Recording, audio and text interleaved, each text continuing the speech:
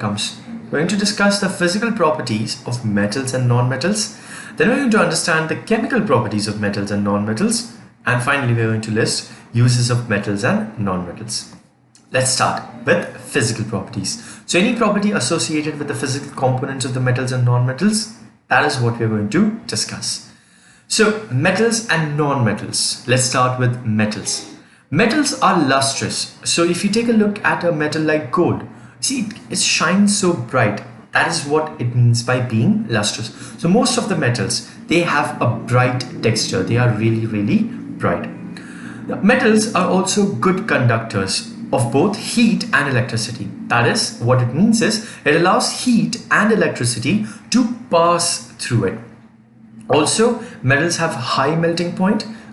What that helps, it has temperatures like 300 degrees Celsius, 400 degrees Celsius, sometimes even 1200 degrees Celsius. Those high temperatures. So until that point of temperature, the metals maintain their solid state. They do not convert into liquid until it reaches that really high melting point. They also have very high density.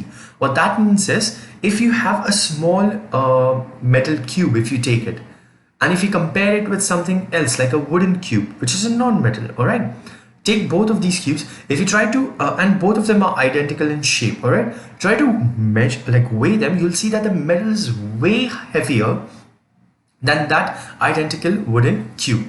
That it implies that it has really high density.